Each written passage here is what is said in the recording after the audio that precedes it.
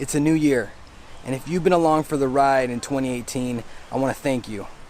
If you're new to the channel, just know that here, in this space, on this channel, the paranormal is normal.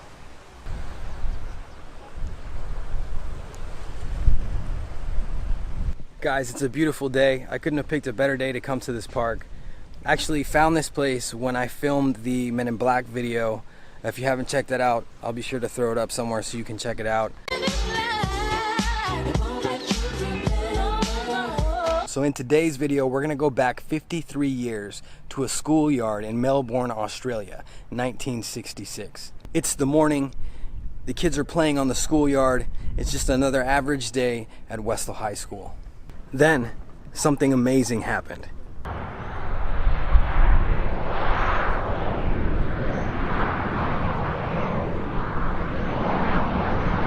Some of the kids noticed a strange metallic disc-shaped object hovering in the sky. Your classic saucer-shaped UFO. It's hot, guys, but it's not that the weather is hot. It's that there's no trees randomly in this park. There's a few over there, but then there's just like open fields, so the sun is just like beating down.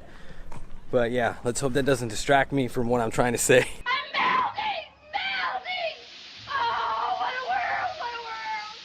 So these young students see a craft in the sky, hovering there, and it's close enough for them to see it in broad daylight. The schoolyard broke out in amazement and obviously in panic. Imagine it, some of the kids were probably in awe while other kids were thinking that the end of the world was coming. And you may be thinking to yourself, well, a bunch of kids saw something, maybe they imagined it. Some of the faculty also saw this craft. For 20 minutes, the faculty and the students witnessed an unidentified flying object above the school that descended back behind the pines and landed. Now this is where the story becomes almost like a Spielberg film or a scene straight out of Stranger Things. Some of the kids jumped the fence and ran into the field chasing after the craft. What were these kids thinking? What would they do when they got to the craft?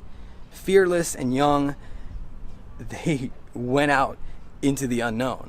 What if one of these kids got to the craft and saw the craft up close sitting in the field? The details maybe they would have seen, the way the craft was built, maybe they could have got close enough to see what was piloting the craft. The craft then lifted, tilted, and took off at a speed that the witnesses said made it seem like it was something that wasn't from this earth. That was something in this story that definitely stood out to me.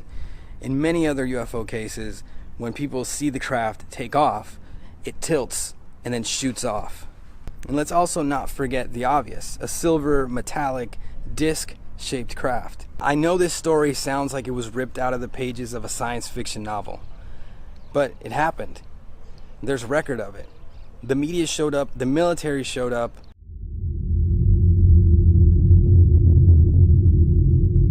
Strangely, the soldiers that showed up were in camo gear that the Australian military supposedly didn't use at that time. Now later, the principal of Westall actually told the students to stop talking to the media. Now that seems a little strange, but if you take it into consideration, it could have been because, you know, they were disrupting the concentration of the students. They're at a place to learn and they're talking to them about aliens. Let's also not forget the witnesses, the handful of witnesses. I know that some were children, but there was also faculty. Now, there is an awesome documentary about this case where the eyewitnesses actually recall seeing the craft. I will be sure to share a link to that or share as many links as I can down in the description so you guys can do your own research on this case. So let's think of some of the possible explanations for this amazing case. Now, some people have theorized that it could have been secret military craft that they were testing and they just happened to land it in front of a school, which I find completely strange, and that really doesn't seem like an explanation to me. Other people have said that it obviously could have been a weather balloon, like every other UFO ever seen in history is always a weather balloon or swamp gas. Now, supposedly there were jets trailing this craft, and some people have theorized that it could have been a nylon target that was being dragged by one of the planes as target practice. Unfortunately for me, none of those theories actually seem to answer any of my questions. Either way, however you want to look at this case, these people saw an unidentified flying object. Now, what was piloting that craft, if it was beings from another planet or from another dimension, I guess we don't have the answers to that. But I do want to bring up an encounter that one of the children had with the craft. Now, I did say earlier, what if one of the kids had reached the craft?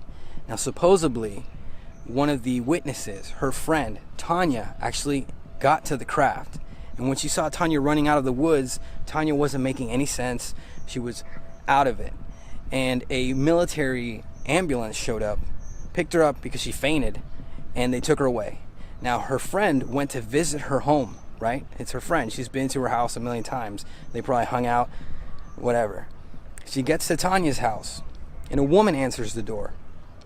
Now, the woman that answered the door wasn't Tanya's mother, and the woman didn't have an Australian accent. Imagine how it would feel to go to your friend's house after this crazy experience, after seeing your friend getting taken away in a strange ambulance, and then somebody answering the door that wasn't your friend's parents, and basically telling you that that person doesn't live there and that they never lived there. Somebody needs to tell the Duffer Brothers that this needs to be a Netflix series right away. Because, I mean, it's amazing. This story is very cool. It sounds like a science fiction movie, but supposedly it's reality.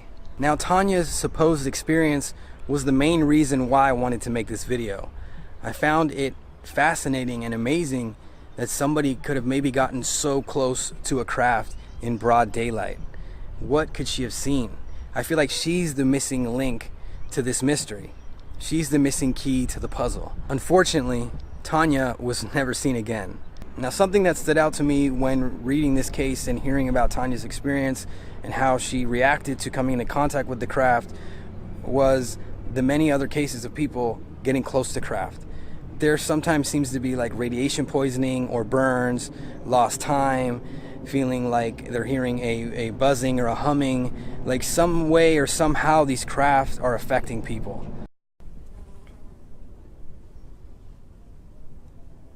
So this isn't the only case of a craft showing itself to a group of school children. I want you guys to search up the aerial school sighting. We saw something silver, and then we quickly ran to the logs, and we saw a silver thing, and we saw a man standing next to it. What was it? What did it feel like when he was looking at you? I felt scared.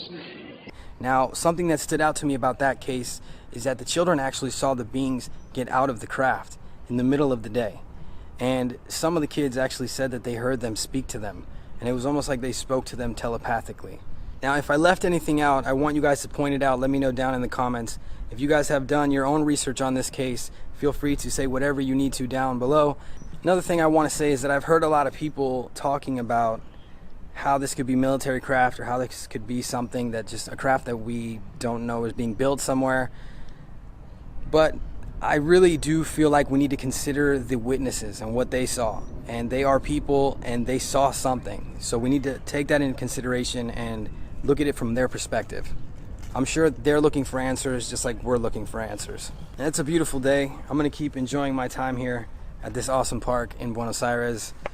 As always, guys, thank you for watching. And I am the Undead Gaucho. And on this channel, the paranormal is normal.